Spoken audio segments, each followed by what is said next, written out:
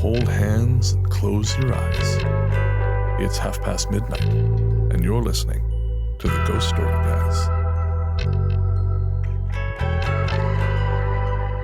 Welcome to the Ghost Story Guys. I'm Brennan Storr. I'm Ian Gibbs.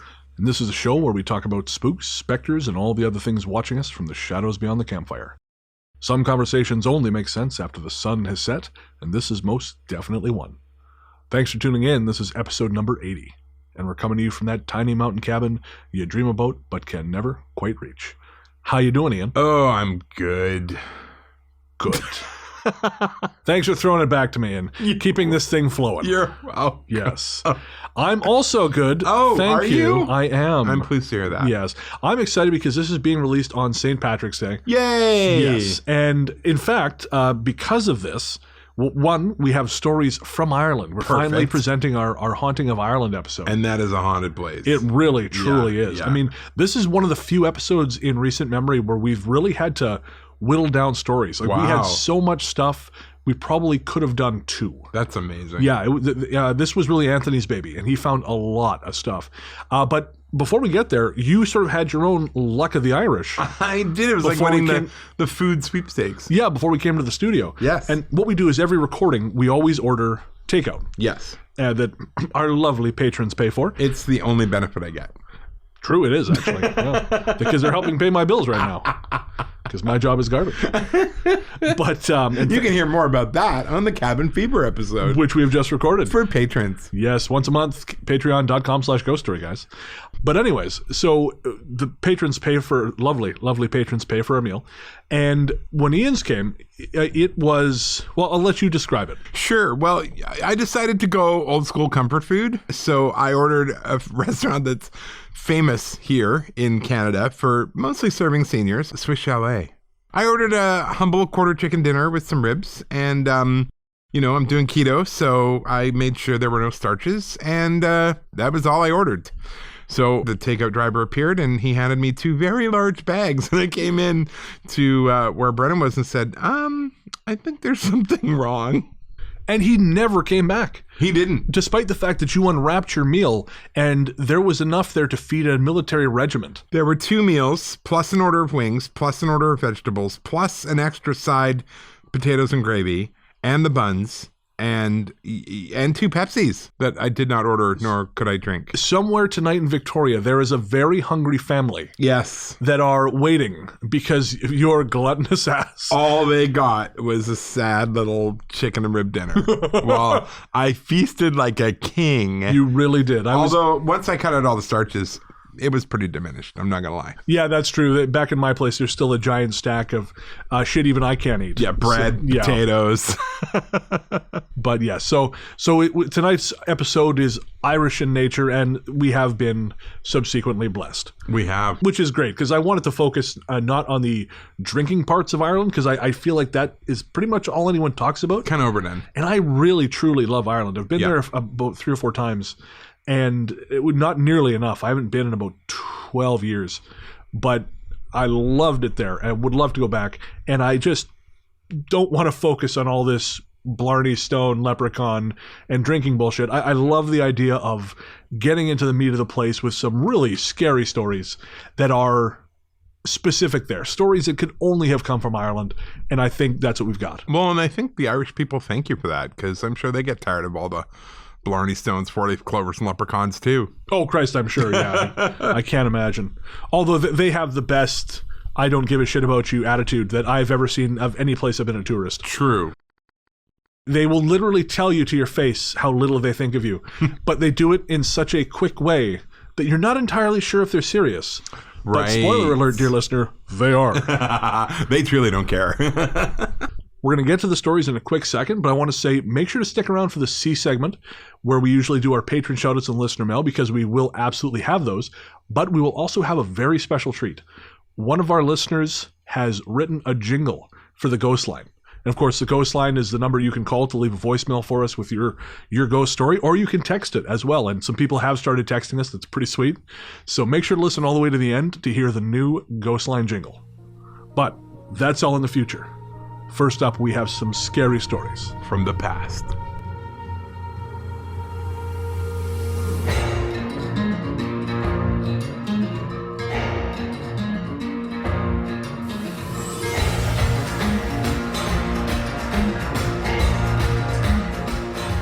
welcome back.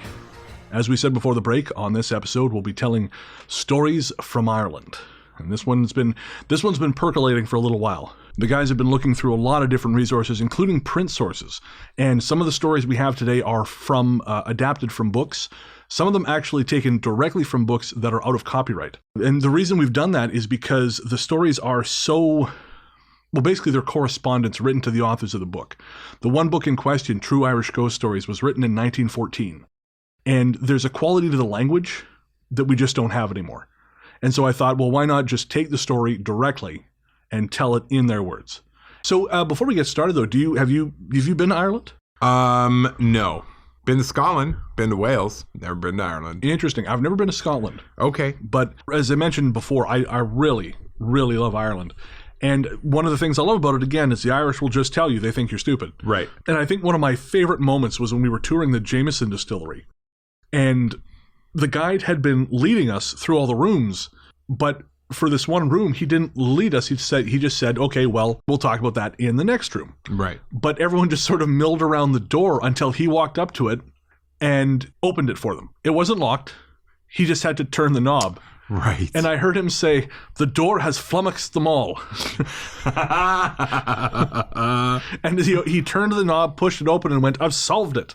And walked through. And I thought, he just called us all stupid. And we just stood there and took it. Like sheep. Like stupid sheep. Like sheep. Yeah, so no, I have a lot of respect for the Irish.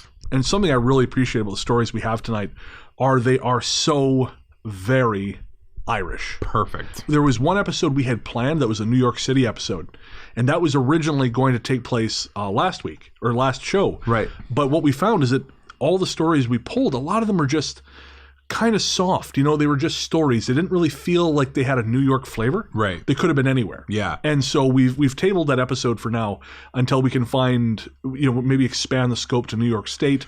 Or perhaps we have some listeners who live in New York who, send them in. Or that, yes. Yeah. Speaking of which, I actually had some messages from a listener who does the ghost tour in Greenwich Village. Oh, very cool. Yeah, and she was telling me a little bit about some known famous haunted places in Greenwich Village. So right. Shout out to Katie. Thank you for helping out, because that was really handy. All right, let's get to it. On to the stories.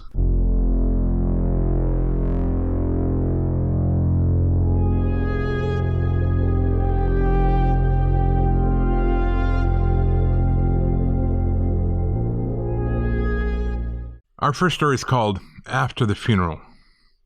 All my life, I've had what you might call a preoccupation with death. Not that labored wrap myself in black vestments and swan around like a vampire nonsense, but a truly bone-deep sense of connection to those who have passed or are in the process of going. Until my mid-teens, one of the ways this manifested was by my attending the funerals of strangers. Always at a respectful distance, of course, but attending nonetheless. If I had to guess at my deeper motivations, I think funerals were a place where life undeniably was happening, day to day.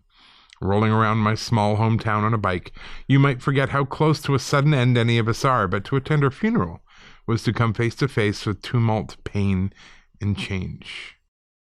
When I was a teenager, my family moved to Dublin for my dad's work, and in time I found myself back in the funeral habit. One summer day, I rolled up on Glasnevin Cemetery, the oldest and largest in Ireland, and headed in.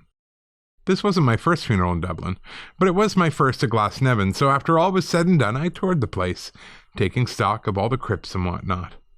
When the trouble began, I didn't quite understand what was going on. This golden summer day began to feel still and troubled, though it used to back in the country when a storm was on the way. The vague feeling of trouble began to coalesce into the sensation of being watched, and that's when I noticed shadows flitting back and forth between the tombstones. I say flitting because they moved quickly, but I don't take it to mean they were small. These looked like people, but moved almost faster than my ability to keep track of them. My survival instinct roared to life, and I grabbed my bicycle, about to head for the hills, but one of the tires had been punctured. Not caring one whit, I hopped on and pedaled like a man possessed, stopping only when the tires became so porous as to be useless. Then I grabbed the bike like it was a wounded comrade and carried it as I made my final dash for the exit. My breath was ragged, burning in my lungs, but I kept that pace up until I passed the gates of Glasnevin. The things turned back then, some of them seeming to sink into the earth itself. My legs were useless at this point, so I celebrated this victory by collapsing in a heap. The shadows were gone, as was my enthusiasm for exploring Glasnevin Cemetery. I continued to attend funerals there until the habit left me a year or two later, but never again wandered off on my own. I'd say, and that's why you never hang out in graveyards, but we're actually going to have stories coming up which are even worse and even better evidence for why you shouldn't do that. Well, I have done that. Really? Yeah, I actually find cemeteries to be quite peaceful places to spend time in. I think they definitely put your little problems in perspective. Fair, yeah, okay, I can see that. Yeah, but there are times when I've thought, oh, time to go. It's definitely time to go. Right. So you feel things shifting? Is that the idea? Yeah, there is a definite energy shift. But I think as long as you're respectful and you're there not gawking, I don't think, on the whole, I mean, it does depend on the cemetery 100%. Right. But on the whole, most cemeteries are places of sort of acceptance of you being there. But yeah, you definitely have to watch your motivations. This is a listener story from Lauren. This story took place last year in Dublin when Lauren and a friend were on vacation. During part of their stay in Dublin, they rented an apartment above the Brazen Head Inn. The Brazen Head is the oldest pub in Dublin, having first opened as a hostelry in 1198. The current building dates back to 1754 when it was built as a coaching inn, and it's considered by those with an interest in the subject to be the most haunted pub in Dublin, maybe all of Ireland. It's there that Republican Robert Emmet and his United Irishmen planned the revolution, the Brazen Head being near not only to the seat of government, but the quay and churches, making it ideal for catching stray gossip. Emmet's preferred room also looked out on the entrance, allowing him to keep an eye out for approaching enemies. In 1803, Emmet was hanged and beheaded over on nearby Thomas Street, and since then it's said his spirit haunts the pub and nearby buildings. Lauren and her friend didn't know any of this history when they booked their apartment, but they'd encountered something paranormal all the same. It started, she says, as soon as they entered the apartment. There was an uncomfortable feeling she couldn't quite explain. When she fell asleep on the first night, she felt the hairs on her arm rise, as if in the presence of static electricity, followed by the sensation of something like spiderwebs settling across her face. Not long after, the foot of the bed began to violently shake and she ran out of her room to stay with her friend on the sofa bed. In the morning, Lauren's friend asked why she hadn't stayed in her own room, but she waved it off.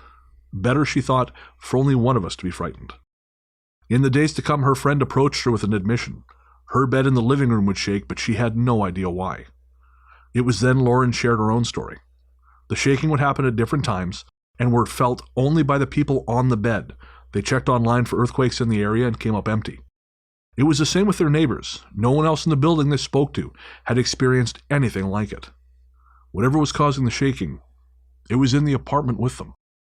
And again, that was a listener story from Lauren. And Lauren is actually a waitress in a local food establishment I frequent on a fairly regular basis. But I won't say which. Because you don't want people tracking you down like a dog?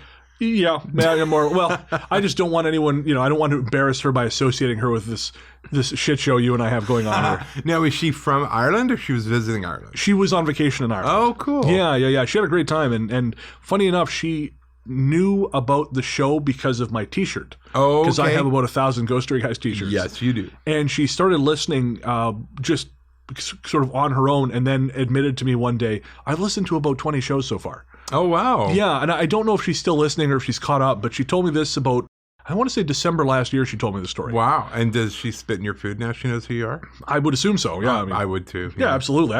You take it as a given. No, Lauren's great. And if you are listening, Lauren, thank you so much for the story.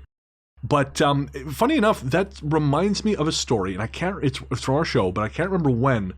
It was about people sleeping in a converted school bus in the Arizona desert. It was like some kind of themed hotel. Yeah. And they had something similar. I feel like there was shaking. There was the spiderweb strands. Right. And I've always wondered what the hell that is. Well, the shaking bed thing I've heard a lot of. Oh, totally, yeah. I've even woken up and had that myself. Oh, wow. I thought I was having a seizure, to be honest.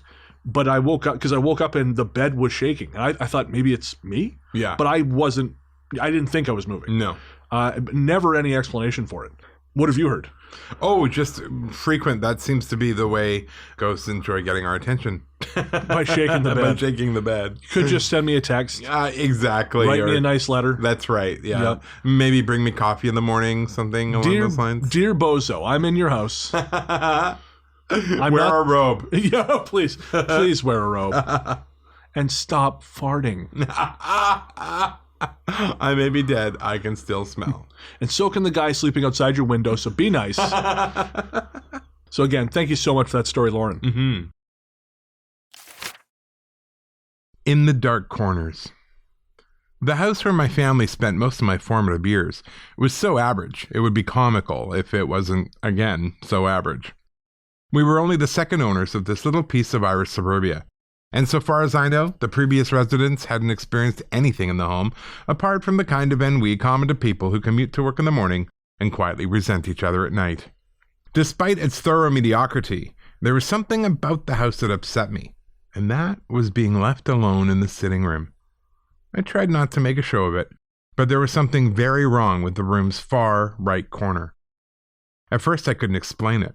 All I knew was that I didn't care to look at the very bottom of that corner. It was almost like it hurt my eyes. Things escalated from there, to the point where I would be drawn into a sort of trance as the room grew darker, but a sort of strobe light flashed from the corner, blinding me. That's when I would see the little people who lived in the corner. Their fingers were long and sharp, and their bodies visible, but so incredibly thin it was difficult to see where they ended and the shadows began. You could smell them, too. A cruel metallic taste that wouldn't leave your mouth. It pervaded everything in the air. Odder still was what else I could see in the corner. Behind them, an innumerable amount of perfect white cubes strewn everywhere. God help me, even now, I understand the cubes even less than I do the shadows. And those shadows? They didn't like kids one bit. On the occasions when they became aware of me watching them, they would scratch at my arms. It was painful every time, but once I snapped out of the fugue state or trance or whatever, there would be no physical indication I'd been injured in any way. My parents would never see, hear, or smell these things, and eventually, neither could I. There was no singular event, nothing obvious changed, but one day I no longer saw the people in the corner, and that blissful ignorance has continued into my adulthood. May it always stay that way. All right, so I was going to leave that story until the end of the show. But I wanted to get to it so bad because I actually have some connections to this. Oh, what are they? So the first thing, and you may have experienced this, when it comes to visible haunting, or not visible haunting, but felt haunting, I sometimes have the experience that I can't look directly at it. And like and it's the same thing. It almost hurts to look. Interesting. Not actually hurts, but it's unpleasant somehow to behold the thing. Right. And I distinctly remember being in Lynd, Washington, and there was a house that was abandoned, and I could not look directly at it. Right. And I mentioned it to a friend of mine who was there, and they said, oh, sure, yeah, I definitely sensed something happening there. But they didn't have the same experience where they couldn't look at it. No. So there's that, but it's the cubes. Now, listeners who've been with us for a while, you'll remember that back in 2017, I believe, I volunteered for a hypnosis thing. Right, yeah. And it was like a past life regression. Mm-hmm. So, and if you listen to episode 9, Goddamn the Shadow Man, there is a clip in there from my session where I talk about my experience with the shadow people. Yeah. Another part of the session, and I've never really talked about this because it just wasn't relevant to anything. I talked about a past life, and I go back and forth on past life regression, and I kind of feel like this particular hypnotist was leading me. Right. But the part that really, really jumped out at me was after I died, I ended up in a place made of rotating cubes. Oh, yes. Bright white rotating cubes. Right. And it was almost like this is somehow, it was really hard to comprehend. Yeah. But it was somehow like building blocks of the world, building blocks of reality. Right. It was almost like a hallucinogenic experience. Yeah. And so to see those turn up here was actually kind of like a gut punch. Yeah. Because I always thought, oh, this is just something I cooked up. Yeah. But then to see it here, no, like this is shared at least. Yeah, there's something to it. Yeah, so the question is why? You know, what the hell does it mean? And it also reminds me about one of the favorite stories people have talked about on our show is the stories about the little toy people in the closet. Right. Remember that one? Yep. This is just the same. Yeah, And absolutely. So it's fascinating, all these sort of parallels. That's cool. I think that's one of my favorite parts about doing the show is that we start getting these stories and the common threads that appear. Yeah. Oh, amazing. The Visitor. This next story is taken from the book True Irish Ghost Stories, originally published by St. John D. Seymour and Harry Nelligan in 1914. Since that book has passed into the public domain, we can read the stories that originally appeared, which, as I mentioned before, we think is better because the language is so very much a part of it. This story was sent to the authors as the personal experience of the Archdeacon of Limerick, Reverend J.A. Hayden. In the year 1879, there lived in the picturesque village of Adair, at a distance of about 8 or 9 miles from my residence, a district inspector named Blank, with whom I enjoyed a friendship of the most intimate and fraternal kind. At the time I write of, Mrs. Blank was expecting the arrival of their third child. She was a particularly tiny and fragile woman, and much anxiety was felt as to the result of the impending event. He and she had very frequently spent pleasant days at my house, with all the apartments of which they were thoroughly acquainted, a fact of importance in this narrative. On Wednesday, October 17, 1879, I had a very jubilant letter from my friend announcing that the expected event had successfully happened on the previous day, and that all was progressing satisfactorily.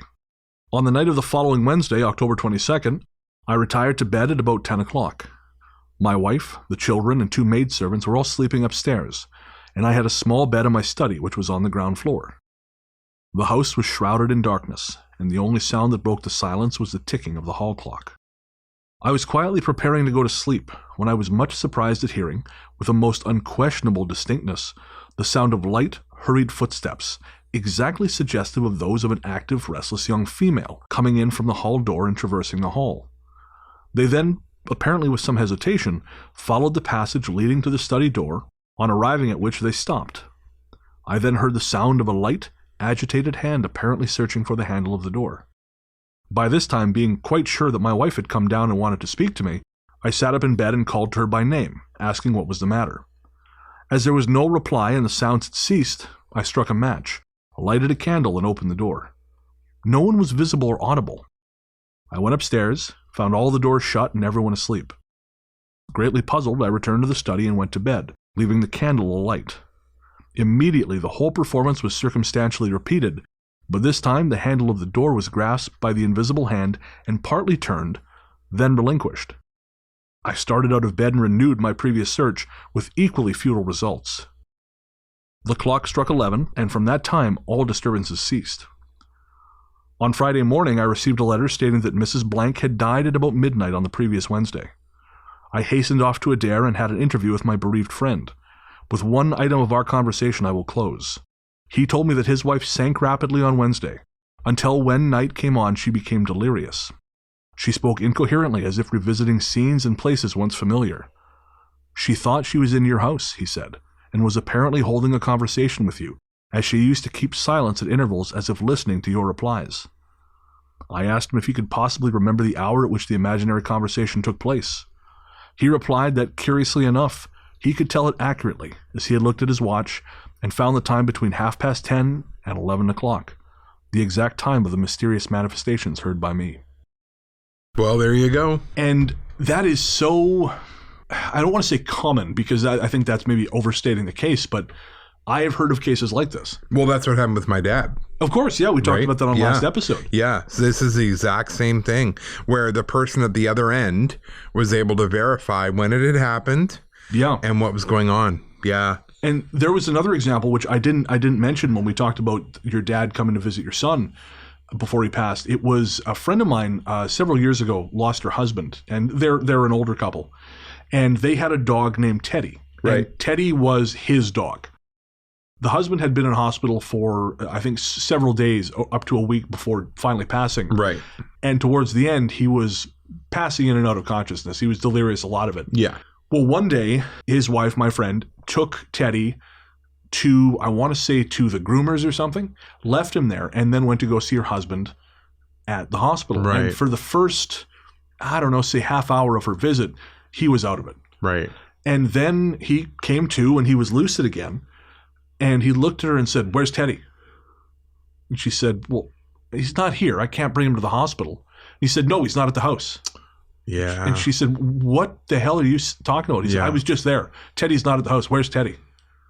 And she told him, "Well, he's at the groomer. Everything's fine." And he went, "Oh, okay." And he kind of drifted out again. Wow. Yeah, right? Well, I think when you get to that point between life and death, your tethering to your body can loosen up. Yeah. I mean, that's my only theory. I don't know, of course, but there seems to be this sort of fascinating, I don't know what you'd call it, but like a commingling of both, we'll say astral travel maybe, right, and your delirious physical mind processing information in incorrect ways. Right. Because in this story, she believes she had a chat with this man. Yeah. But he didn't. Right. He didn't actually speak to her. He just heard the footsteps. Yeah. And I remember back when I used to listen to Mysterious Universe, which I just kind of lost touch with. It's still a great show. But they had a guy who had a dream journal. And one of his dreams, he had gone over to visit his girlfriend. But when he got to her house in sort of the astral, what he felt was like his astral dreaming travel body, right, the house was surrounded by vampires. Oh, wow. And he somehow knew they were vampires. And so he went home or went back to his body. And when he spoke to his girlfriend the next morning, he said, "So what'd you get up to last night?" And she said, "Oh, I just watched a movie about vampires." Interesting. So there's this, again, this weird meld of actual something happening with thought. I can't, like fantasy and reality in a way. Yeah. It's really, really fascinating stuff. And especially coming from someone who theoretically is reasonably reliable. It's the clergy. Yeah. I mean, I say that as Catholic. I'm a Catholic. I get it. But yeah, so. That's cool. It's a great story. This story comes from the same book as our last story. It's called It Comes at Night. A correspondent from County Wexford, who desires to have his name suppressed, writes as follows. Less than 10 miles from the town of County Wexford lives a small farmer named M, who, by dint of thrift and industry, has reared a large family decently and comfortably. Some 20 years ago, Mr. M, through the death of a relative, fell in for a legacy of about £100. As he was already in rather prosperous circumstances, and as his old thatched dwelling house was not large enough to accommodate his increasing family, he resolved to spend the money in building a new one. Not long afterwards, building operations commenced, and in about a year he had a fine slated cottage or small farmhouse, erected and ready for occupation. So far, very well. But it is little our friend M anticipated the troubles which were still ahead of him. He purchased some new furniture at the nearest town, and on a certain day he removed all the furniture which the old house contained into the new one. And in the evening the family found themselves installed in the latter for good, as they thought. They all retired to their rest at their usual hour. Scarcely were they snugly settled in bed when they heard peculiar noises inside the house. As time passed, the din became terrible. There was shuffling of feet, slamming of doors, pulling about of furniture, and so forth. The man of the house got up to explore, but could see nothing. Neither was anything disturbed. The door was securely locked as he'd left it, and a thorough investigation, in which his wife assisted, he had to own he could find no clue to the cause of the disturbance. The couple went to bed again, and almost immediately the racket recommenced, and continued more or less until dawn. The inmates were puzzled and frightened, but determined to try whether the noise would be repeated the next night before telling their neighbors what had happened. But the pandemonium experienced the first night of their occupation was nothing compared with what they had to endure the second night, and for several succeeding nights. Sleep was impossible, and finally Mr. M and family, in terror, abandoned their new home and retook possession of their old one. That is the state of things to this day. The old house has been repaired and is tenanted. The new house, a few perches off, facing the public road, is used as a storehouse. The writer has seen it scores of times, and the story is well known all over the countryside. Mr. M is disinclined to discuss the matter or to answer questions, but it is said he made several subsequent attempts to occupy the house, but always failed to stand his ground when night came with its usual rowdy disturbances. It is said that when building operations were about to begin, a little man of bizarre appearance accosted Mr. M and exhorted him to build on a different site. Otherwise, the consequences would be unpleasant for him and his. While the local peasantry allege that the house was built across a fairy pathway between two raths, and that this was the cause of the trouble. It is quite true that there are 2 large rafts in the vicinity, and the haunted house is directly in a beeline between them. For myself, I offer no explanation, but I guarantee the substantial accuracy of what I have stated above. So just as background, a raft is like a ring fort. Yes. Sort of a circular earthwork. For fairies. Which is, they're said to be the homes of the Fae. Yeah. And it's funny, we were just talking about this before the show, how I had actually said we will never do another show about the Fae after we did episode 27, In the Land of the Fairies, The Digression is King. It was brutal. It was a brutal episode to record. We had technical problems, and man... and you said to me, I thought we weren't going to do that anymore when you saw this story. And I said, I not that I forgot, but I thought, well, 1 or 2 stories won't hurt. Uh-huh. Well, this episode has been a goddamn nightmare to record. Yeah. It's getting better now. Yeah. Your iPad died. Your voice is going weird. Yeah, my voice has been wonky. Yeah. It's oh, man. Well, now you know why. Now I know why. Don't poke a stick at the Fae. I'm telling you. Well, if you're listening, again, I have nothing but respect for you. And really, because I think there's 2 more of these. So you are a glutton for punishment. Oh, I know. I'm just going to start calling 911 and then... Just kind of dangle your finger above the one. Yeah, exactly. Going back to the story, it kind of reminds me of that one listener story we had. The mother whose son had something seemingly attacking him, and they brought in the shaman who cleansed the house, but he said there's going to be issues. Yeah. And they had that same furious banging from the basement. For a couple of nights, wasn't it? A couple nights, yeah. And that, I've said it before, I'll say it again, that scares the hell out of me. Yeah, that kind of physical battle. Yeah, there's just something about the fury of that really, really puts the fear in me. And especially in this case, where he's built between these 2 places. Yeah. And coincidentally, there's someone I interviewed for my book, A Strange Little Place, available everywhere fine books are sold. No, it's not. No, it's really not. Not anymore. It is, however, available at ghoststoryguys.bigcartel.com. Just stop. You can buy signed copies. Anyways, moving on. So, I interviewed this fella, and I don't think I included the story in the book, but there was something bothering their son. And they weren't really sure what was going on because they weren't really spiritually inclined people. Right. But their son was having some kind of, sort of unspecified difficulty. And so they ended up talking to a friend of theirs who was more that way inclined. And he said, well, your house is on a path. And he sort of saw it as a fault. He thought it was like a fault line. Right. But he said, yeah, there's a path running right through your house. And so what you need to do, and I think he put brass... I want to say brass or copper rods on either side of the property, which supposedly kind of interrupts the circuit or however you want to say it.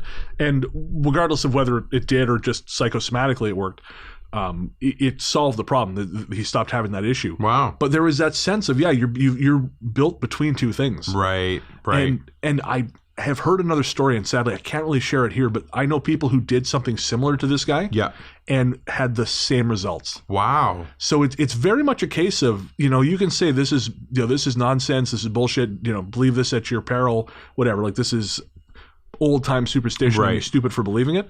But I think you ignore it at your peril. Yeah, I agree. You end up as a big old dumbass podcaster who retills ground he was going to promise to never touch again and ends up getting kicked in the ass. The Gateway to Tir na Nog.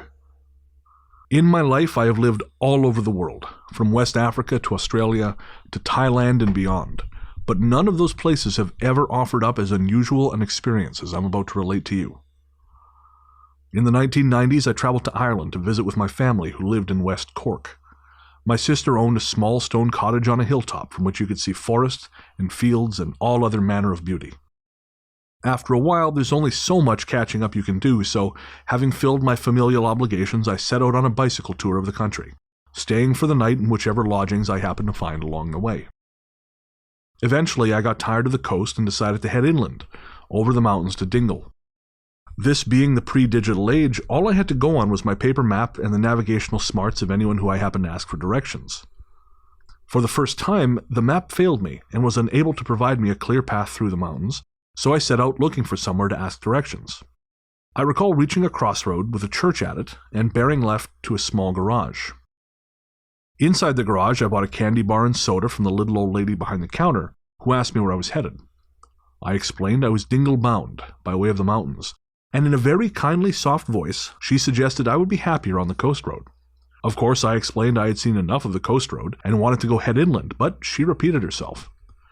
A younger man, who I assume was her son, came out then, and the whole pageant repeated itself. It was baffling. They were all so insistent I not go through the mountains, but no one could elucidate a single reason why. Finally, in frustration, I took my purchases and hit the road. In retrospect, even though I came out okay, that was an unwise decision. A while later, I cycled up a massive hill and found a gorgeous vista from which I could take a picture. As I was a bit of a knob in those days, I decided my bike had to be in the picture as well, so I set the bike against a rock and stepped back for my Ansel Adams moment. The bike moved. Not slipped, but wheeled, as if someone were pushing it. Then it fell down. Now remember, I'm alone in the middle of this great forest and looking right at the bloody bike, so no one could have moved it. I went over, picked it back up, and set it against the rock, only for it to roll away again. Absolutely baffling. There was nothing on the ground to indicate why it would slide or roll when it was leaning against this rock, and I was racking my brain trying to figure out what the hell the problem was, when I heard from behind me the giggling of children. As I had lived in Oz, my first thought was kookaburras, but of course that wasn't a possibility out here in the forests of Ireland. In fact, I decided I didn't care to pursue that line of thinking any further, and ran back to the road. Later, I was told that the area where I had been was considered to be the gateway to Tir na Nog, which is where the fairy people are said to live. I don't know that I believe in the wee folk the way my sister and family do, but I know what I heard on that hill, and something moved my bike. This week in Man Bashes Head Against Brick Wall, I have another fairy story. What is wrong with you? I mean, that's a long list. Where you reveal where the fairy folk live? Well, I mean, Jesus. That's common knowledge. Oh, well, I'm sure they appreciate the advertisement. Podcast advertising is not cheap. So, I'm doing them a favor. Casper and them. You keep going. I mean, I think this is another great example of just don't. Yeah. If someone tells you, hey, man, don't go there. Yeah. Don't think, no, you stupid son of a bitch. You don't know what you're talking about. That's right. I'm going to go charging. Oh, I'm dead. Yeah. Just quietly and humbly listen. Yeah. Or my soul is forfeit or, whatever. The Rubber Man. My family has, or I should say had, a small ancestral home in County Armagh that had been home to several generations of our people. Years ago, it was left to my grandfather and his brothers following the death of another family member. It wasn't a large home, but there was a small farmyard out back, leading into a substantial field with a lone fairy tree standing in the middle of it. For those of you who don't know, fairy trees are set off by themselves, and some people believe they're an entryway into the world of the wee folk. Generally, the smart move is never to mess with them. It was out by that fairy tree where this happened, some time after the funeral of the family member who had previously lived in the house. My grandfather and his brothers were out in the field trying to figure out exactly how they were going to deal with this new property when my grandfather saw someone out in the field. "Who's the fella next to the tree?" he said. At first, his brothers couldn't see the man downrange of them, but then the figure was sprinting towards them and they could see. The field was long, but this man or creature or whatever he was bounded toward them incredibly fast, covering far more ground than a mortal man could. My grandfather and his brothers turned and ran out of the field, pausing only to look back after they had run out of breath. The figure was gone. They took to calling the thing the Rubber Man because of the way it had almost bounced its way across the field. That wasn't the end of the strangeness.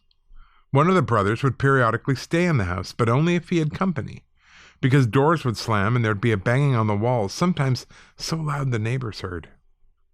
Finally, there came a time when the house was in need of repair, and my grandfather decided to do the work himself to save money. During the project, he knocked down a wall, and in the process of doing that, he discovered a door had been covered up. Grandfather thought this was odd, so he told one of his brothers about it, the same one who disliked staying in the house alone, and he made my grandfather promise to not open the door. "Please," he said, "just plaster over it and seal the bloody thing back up." My grandfather did as he was asked. See, now that is a wise man. I was going to say, in this instance, someone told him, "Please, just seal it," and he did. Yep. No questions asked. No, that's amazing. Not only will I plaster it over, I will brick it up. And then I will plant a bomb in the house. And set the rest of the house on fire. Yep, yeah, absolutely. Absolutely. And then I will salt the earth where it burned so that nothing may grow there. That's kind of interesting, though. Oh, it's fascinating. Yeah. And I mean, that's a thing. I mean, of course, this is just a door, but the concept of fairy doors. Yeah. You know, this is not a new thing. And what's interesting is every now and again, you know, when I find myself near kind of a new agey publication, sometimes you'll see these people who talk about why you should have a fairy door because they're fun and they're this and they're that. And not necessarily. You know, it's you're sort of playing with. It's a bit like a Ouija board. Yeah. You don't know exactly what you're opening yourself up to. Yeah. You know, we think of them as these, you know, tiny, twee little things, but, you know, according to the legend, which are so similar to things like legends of Jinn, you know, you're dealing with an entire other civilization. Right, that you don't understand. Exactly. Yeah, and can very easily piss off. Oh, very easily. Yeah. You know, as we covered on the episode, which we dare not speak its name. No, we don't. Despite putting these fucking stories in I here. don't know what is wrong with you. Oh, well, I mean, I'm going to blame Anthony. You hear me, Germaine? Well, and Anthony wasn't around for episode 9. It was 27 was the fairies. So but he does not know what we went through. The great horror. Yeah, Luke knew. Yes. Luke knew. Yeah, and told us we were fools for doing it in the first place. Of course. Oh, man. Memories. Much of what I'm about to tell you is going to be patchy. And that's because my memory of what happened is similarly threadbare. It's not that I don't remember things, but it's like my conscious memory has made a decision not to engage with a lot of my past. And so only certain things surface. One thing I can say with some certainty is that I seem to be the source of these things, either because I'm generating the phenomena myself, or because something has taken a long-term interest in me. Neither option is particularly appealing. I was already born when my parents were first married, scandalous I know, and they had yet to find a house together. So I lived with my mom on her family estate a couple hours' drive north of Dublin. The house was not home not only to us, but to my granny and 3 uncles, all of whom had lived in peace and quiet until I arrived. According to them, the 5 of them would be in the living room watching TV when they'd hear my infant self laughing from the other room for no apparent reason. The laughter would often turn into furious crying, and then screaming, during which something would tear clothes from the closet in the room and hurl them on the floor. At that time, I was barely able to lift my own head, so I couldn't be blamed for the mess that always followed these episodes, and they happened on a semi-regular basis. On another occasion, one of the uncles came home early one day to find a dog sitting on the staircase, blocking him from going upstairs. We did not own a dog, nor to the best of our knowledge did any of our neighbors, most of whom were reasonably distant. At the time, I was being babysat by another aunt, who neither saw nor heard any such animal. There were other things as well, but as I mentioned, they fade in and out like a distant radio signal. I know my granny was physically attacked by something from the wardrobe, though she never got a look at it. She just knew something struck her. Supposedly a whirlwind of dust appeared in the house from nowhere, and even the priest who'd been summoned to bless the place had his candles blown out. The reason I think all of this had something to do with me was the fact that both before and after we lived there, the place was completely free of this strangeness. In fact, not long ago, I had occasion to talk to the current owner of the land, and he was baffled by my asking after any kind of weirdness on the land. As for me, things have continued apace and taken a bit of a turn recently. I've had these reoccurring dreams about a house, unknown to me, where static electricity hums in the air. It's watching me, I know that much, but as long as it maintains its distance, I don't mind. Lately, however, the static has been advancing on me just a little more each time. My waking hours are often occupied by a single thought, the question of what happens when the static finally reaches me. I have no answers as yet, and time appears to be running out. Not to be glib, but it sucks to be that guy. No kidding. You know, this is not funny and perhaps a little more insight into my psyche than anyone wants, but the ghost hurling the clothes out of the floor from the closet in a rage. Yeah. I was going to make a crack about, it sounds like me in my fat days when nothing would fit. You know, oh, fuck all this stuff. Just toss it on the ground. Yeah, no. We'll just take a quick moment to let the sadness from that dissipate. So I realized what it was I just revealed there. Wow.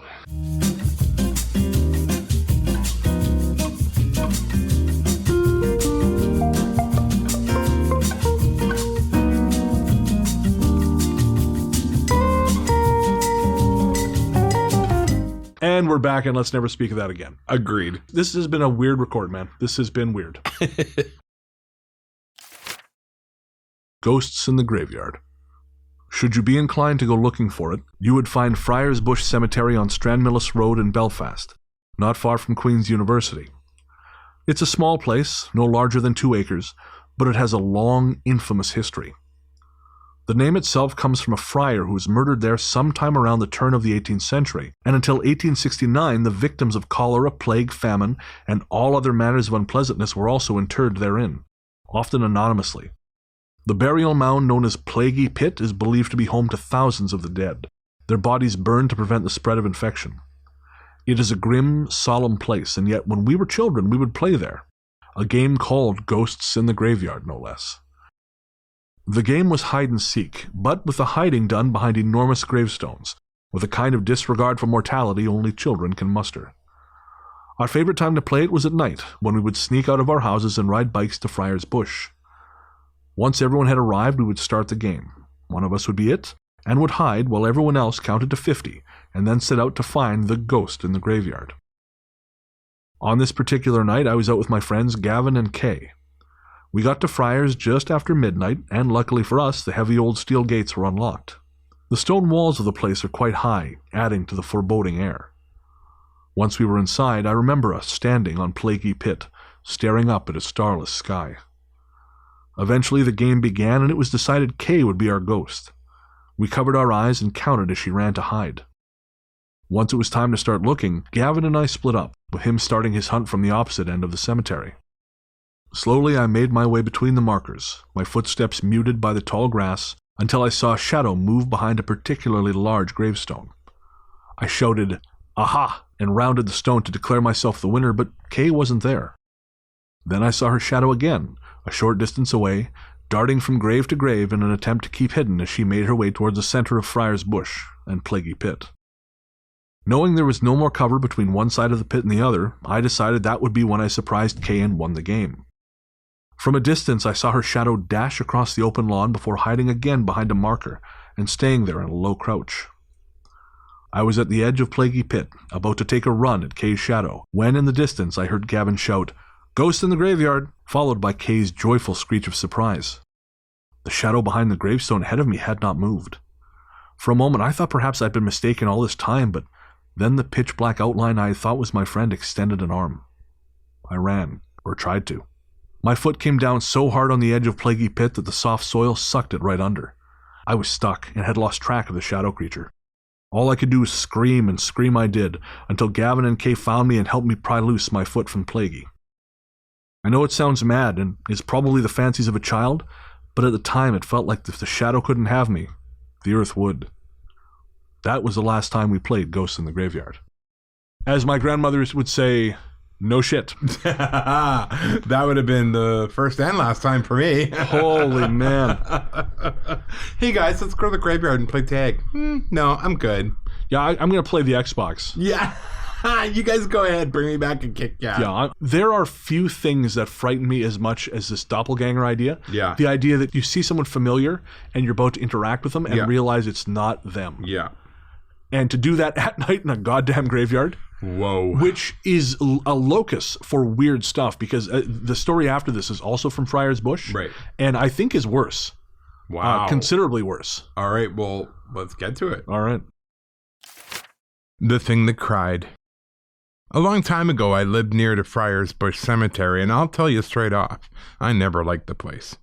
I've never been the superstitious sort, but that place felt all the way bad, and every time I had the misfortune of venturing too close, it gave off an awful sort of chill. It was a particularly stormy day when I decided it was time to change neighborhoods. The rain had been lashing down all day, and I'd been hiding out inside the house with a stack of books and a pot of tea. Around 9 or 10 p.m., the rain finally slacked off, but the wind remained. And it was among all that howling I was certain I heard a baby crying. Putting my book down, I listened more closely, but the sound tapered off, and I decided it must have been either a figment of my imagination or the wind. Whichever it happened to be, it was of no consequence, so I went back to my reading. Finally, I headed for bed around 11 p.m., and that's when it happened again. This time the baby's wail was closer and louder, enough to cause my ears physical discomfort. Now, I'm no fan of children, but the idea of a child being lost out in the fury of that storm was too much. So I got dressed, grabbed my umbrella, and went outside to see whether I was overreacting and some fool had taken their child for a walk in the storm of the century. Outside was a maelstrom. The wind howled and moaned, whipping the rain sideways, until it was a steady stream of icy needles hammering into my face and jacket. I followed the sound of the wailing for a few minutes, my vision obscured, until I realized I'd arrived at the edges of Friar's Bush. To say I was unenthused by this is putting it mildly. I felt unsteady on my feet, and I wanted to go home, but there was a voice inside me that remembered old folklore about unwed mothers discarding their unwanted children over the friar's high stone walls, and I was afraid someone had decided to put a modern spin on it. Into the cemetery I went. The cries led me to a tree called the Friar's Thorn, which was said to be where the eponymous friar was hung a very long time ago. Visibility was terrible by this point, and like a prize ass, all I had brought for illumination was my phone, which I was afraid to use for too long in case it was ruined by the wet. So I trudged on in the dark, and this was my downfall. The cries of the baby were everywhere, pounding in my head. I looked down to see where I was stepping, and saw what I can only describe as a black jelly-like blob near my feet. It had no definable shape, but if I had to try and describe it, I'd say it was an almost circle, atop something vaguely oval-shaped. The thing reached out for me. I shrieked, starting back. My escape was cut short when I tripped over a root, and as I lay there on the ground, the thing came for me, and a hole opened to what you might call its center. The hole was light gray, with streaks of red running through it, and from it emerged the baby's wail, even more powerful than before. Mad with fear, I scrambled to my feet and ran back through the rain to my house, where I turned on every single light and locked everything that could be locked. It was my last night in the house, and soon I moved from the neighborhood completely. So that's awful. Oh, literally the stuff of nightmares. Yeah, seriously. The fact that it was a thing and it was wailing, oh my God. It, almost like it was luring him. Yeah. With that. 100%. And I will say, though, I got a bit of a chuckle out of the idea of locking all the doors, because I'm just imagining this weird, formless, shapeless thing, like, gently knocking at the door and pretending to be like a delivery guy or something. Yeah. This is Publishers Clearinghouse. You may already be a winner. Oh, lock, unlock, unlock. Yeah, gotcha, you fucker. Just yikes. Yeah, I do not know, but that is truly terrible. Yes. And I feel like that's I really wanted to glorify Ireland on this episode before everything kind of went south and it became a mad struggle for survival. But I feel like the most we're going to come out of this is a new tourist slogan, which is Ireland. It's pretty goddamn terrible. It's pretty awfully haunted. We got lots of green shit and nightmares for days. Our final story tonight is called The Burning of Boom Hall. Growing up in Derry, most kids are told to stay away from Boom Hall, and to a certain kind of child, that sort of proclamation is like a red flag to a bull. I was one such child, and I dare say not much has changed over the years. My trips to Boom Hall were always for such scandalous fare as trespassing and smoking cigarettes, so it's not as though I was some criminal mastermind. Just a curious lad convinced I could be cool if only I dangled the ciggy from my lips just so. Before I go any further, I should explain exactly what Boom Hall is and why going there was considered to be such an act of teenage rebellion. Boom Hall was a great classical manor built in 1779 on the Foyle's west bank, and named for the wooden booms that Jacobean forces erected across the river during the Siege of Derry in 1689. Over the years it passed through various hands until, in 1969 I believe it was, the place went up in flames and was never restored to its former glory. When I was a child it sat there, a weather-beaten stone edifice whose upper floor was long gone, and from whose darkened depths you could imagine any manner of monster or fairy looking back at you, just beyond the light.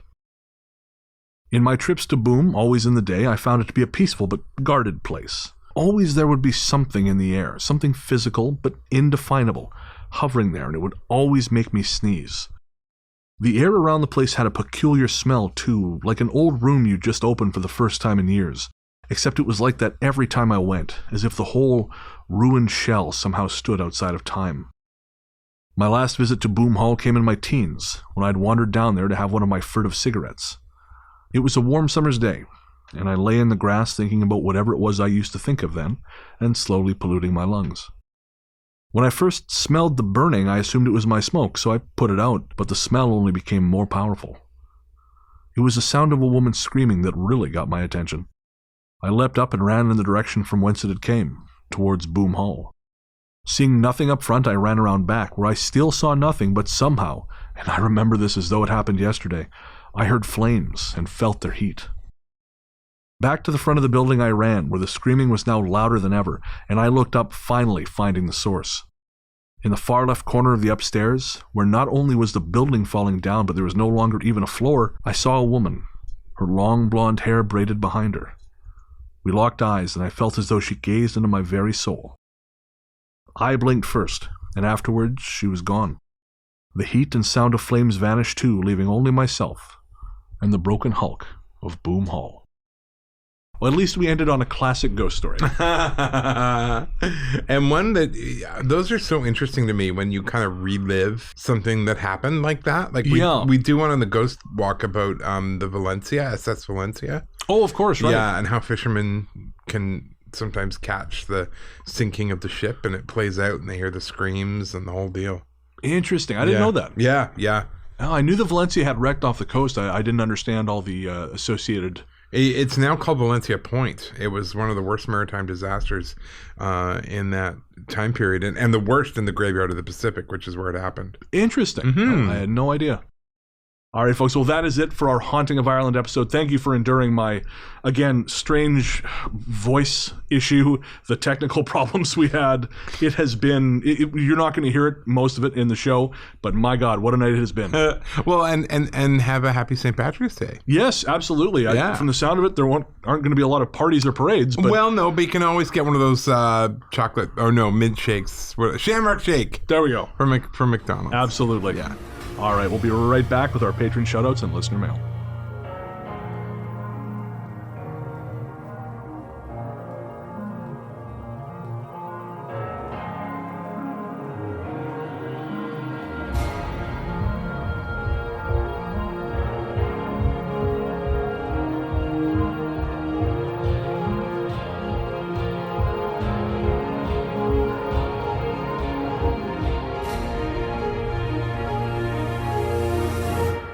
Welcome back. Thanks as always to the rest of the team, Luke Greensmith, Anthony Germaine, and Sarah Kent for their work on this and every episode. We really, truly couldn't do it without you. Congratulations to Sarah, who just got a new job. Yay! Yes, we won't say where, but... not that it's bad. What's bad? Oh, the job. Oh, no, it's a great job. I don't. I know you're protecting her privacy. I totally get it. But the way you said that, it was kind of like, whoa, what's her up to? That's right. Nothing she does for work could possibly be as bad for her reputation as working on this show. That is true. So, although apparently she put it on her resume, so bless her heart. They haven't fired her. So no, that's amazing. I guess they haven't completed the background check yet. That's right. They've made how many tit jokes on this show? Oh no, this will not do, sir. That dog won't hunt. All right, so first up, of course, our patron shoutouts. Of course, we'd like to thank all our patrons, but we'd especially like to thank our latest patrons, and there are quite a few of them. There are. So big thanks to Stella, Peanut Butter and Jeff, Diana, Claire Iona, John Varner, Cassie, Edward Cortinas, Jennifer Petty, Danny Veniclausen, Trent, Kirsten Waugh Mitchell, Kathy, Maggie Reed, Jennifer Sharko. Thank you so much for all your support, guys. We can't tell you how much we appreciate it. We are so grateful. Oh, man. Again, patrons pay for our recording food, and quite frankly, right now, you're helping pay for Bren's regular food, because work is slow. Yes, so thank you so much for your support, and thank you to everyone who listens. I mean, we appreciate the patrons who actually pay and make the show possible, but we also appreciate you listening. It's just really cool. And thank you so much. If you want to join the team, head on over to patreon.com/ghoststoryguys. That's patreon.com/ghoststoryguys. We have tiers at the $1, $5, $10, $20, and $50 levels, and you get access to all kinds of cool shit. There's our monthly Cabin Fever episode where Ian and I shoot the breeze and talk about all the stuff that doesn't fit into the regular episode anymore. We just recorded the newest one before we started this show, and I think it's almost an hour long. Yeah. So if you look at the back catalog, there are hours of bonus content that you get access to at the touch of a button once you subscribe. There's also an exclusive patron-only sticker designed by Vancouver Island artist Wanda Fraser. You get access to our monthly live show, which is just an opportunity for us to hang out with you guys, catch up on what's going on in your life.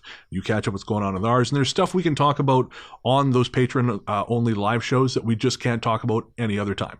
So that's another incentive. You also get signed art cards of My Night Photography. And of course, Ian's smash hit, Christian country album, Aware of Wonder. Oh, Lord. For which he has received, was it like $6 in revenue? $6. Thank you to those loyal listeners.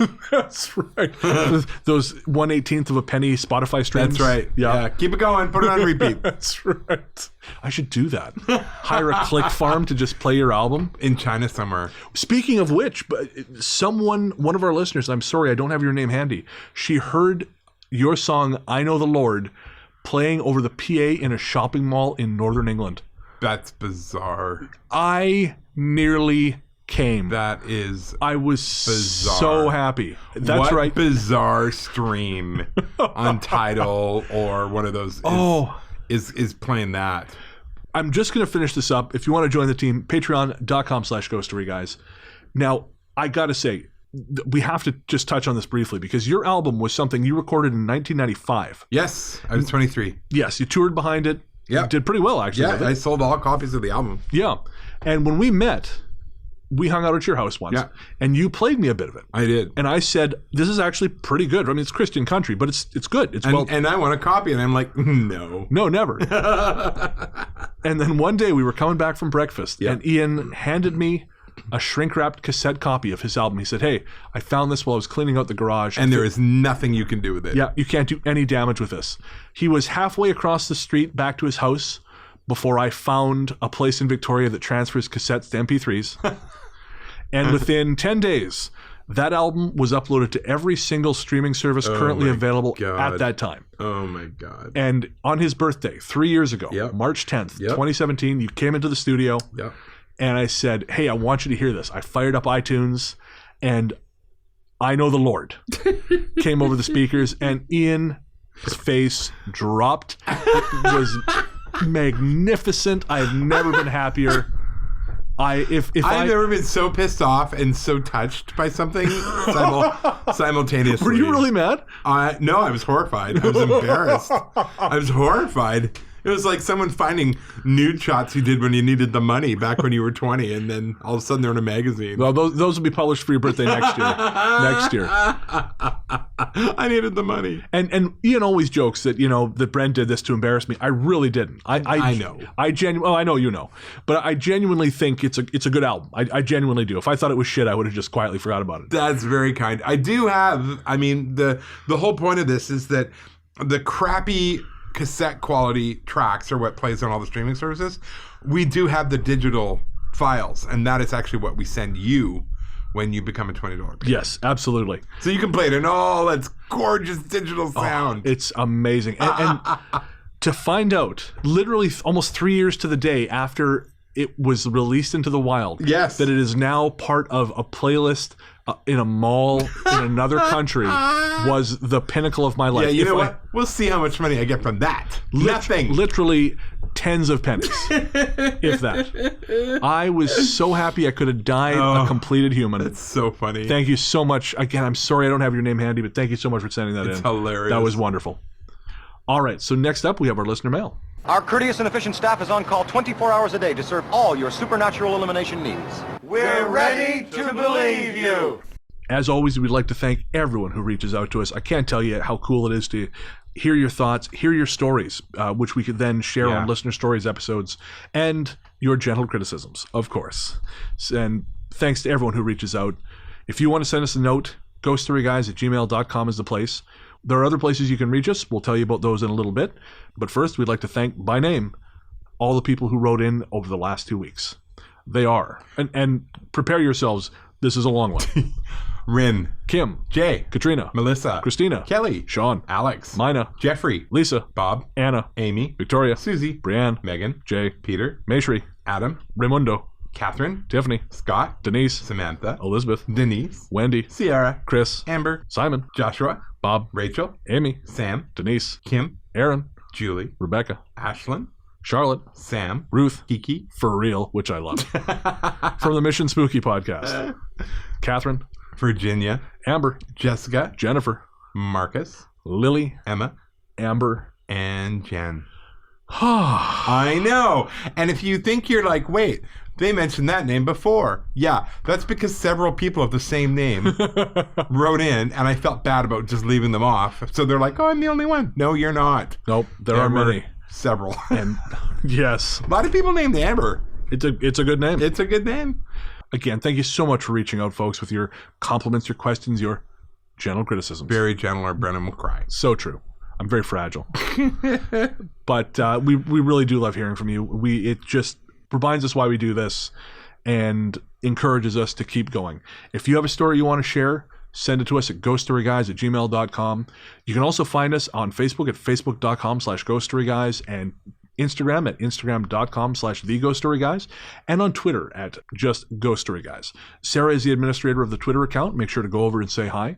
And we will say, though, please don't send stories via social media. No. Just to the email. No. Yeah. Or you can also reach us on the Ghost Line. And we are so thrilled Yes. to present the theme song, the brand new theme The song. world premiere Yes. of The theme song for the Ghost Line, sent in to us by 17-year-old Amber Pease. who obviously hopes to one day have a Christian country album like me.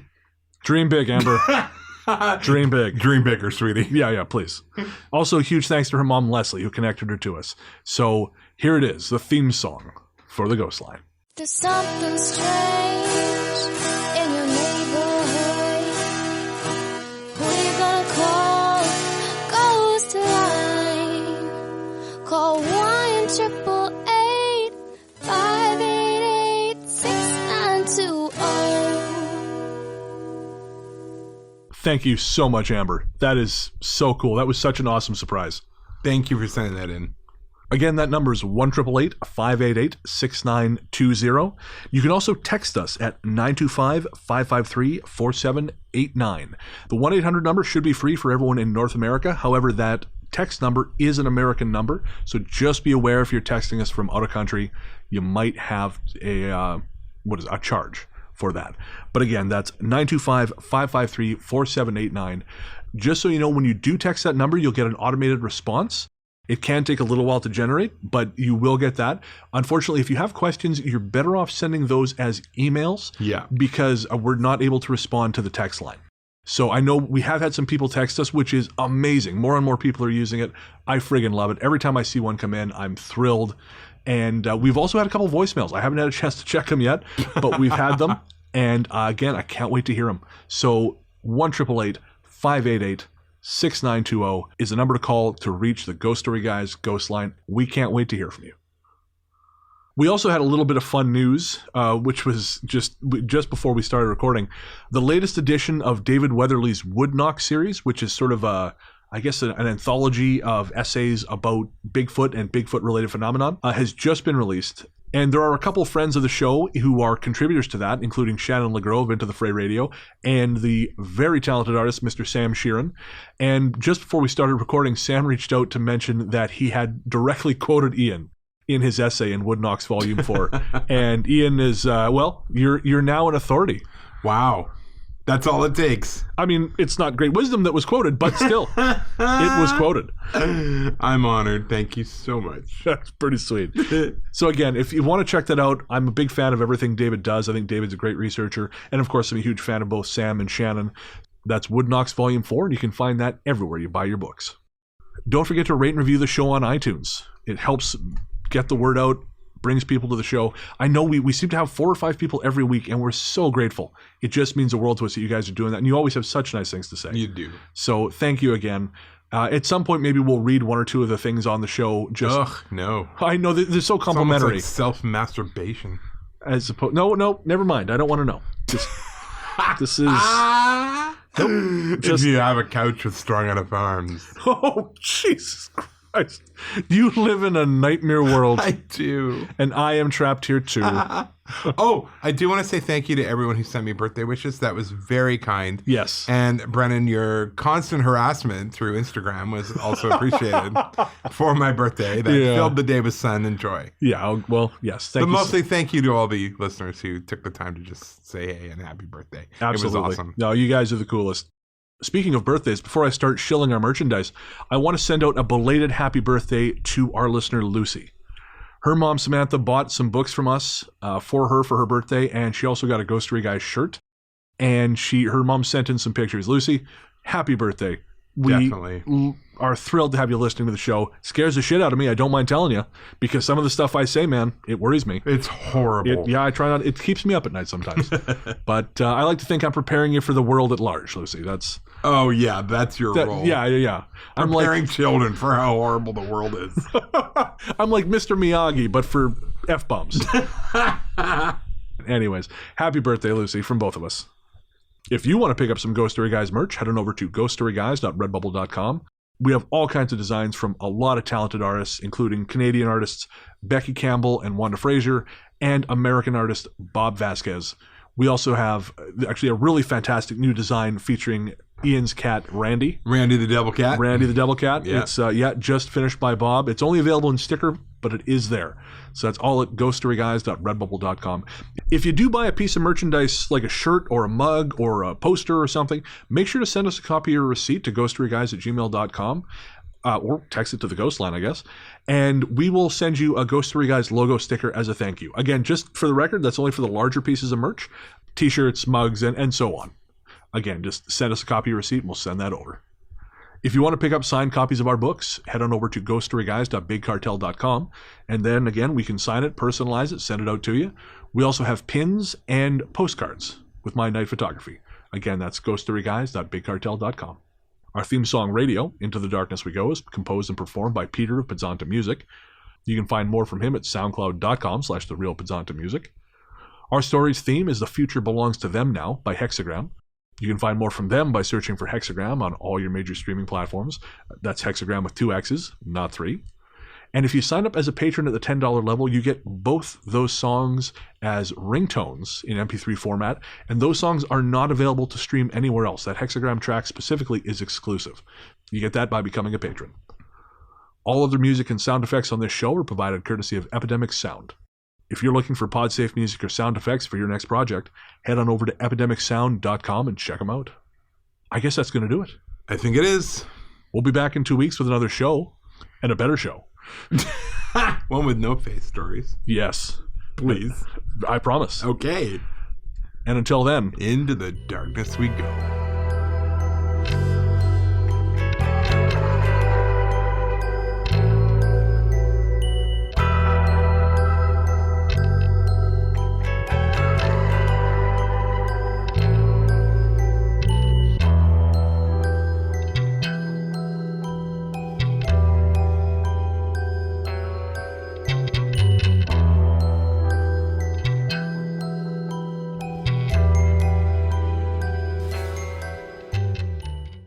ready? Let's have a nice clean episode. That's right. No fighting. Back Play to your fair. corners. Play fair. Yeah, I'm ready. Enough hate crime and it's time to party. I waited in that cemetery 6 years to make that joke. Maybe do that again because you started to read it in an Irish accent. Oh shit, did I? Yeah. This story is called Condoms Are Lame. Well, the dumb thing is, I started, and I may have talked about this before, I love colored lights. Right. So I bought an LED strip to go around the balcony doors. Sure. And you can program it to be whatever color you like, pretty much. Well, I have it on red. Red's nice and cozy, comfy. Well, the downside to this is that... Looks like prostitutes work in your apartment? Well, that or I'm in the ninth circle of hell. And so I'll be lying on the couch at, midnight in this red glow with all the other lights off, watching a horror movie. Why would you do that? Like, come on. Well, because I'm not going to change the color of the lights just for the movie. Ugh. But it's generally fine until you fall asleep Yep. and wake up with scary music playing surrounded Bathed in a blood red glow. bathed in a blood red glow, surrounded by shadows. Yeah. With, I should say, the corner from which the shadow person I saw back in 2013 walked out of directly in front of you. Yeah. In terms of restful sleeps, this is not a way to achieve them. Ugh, I worry about you. That's fair. Let's just move on to the next story. You're depressing me too much. You say that all the time. See, I am your real dad. I hate you. I will cut that out. Thank you. That's horseshit, and I refuse to abide by it. I will arm wrestle you after the show. Oh, gross. Never again. No. Never, if I ever suggest anything to do with Ireland, I want you to spin kick me in the solar plexus. Okay. I don't care how you do it. Done.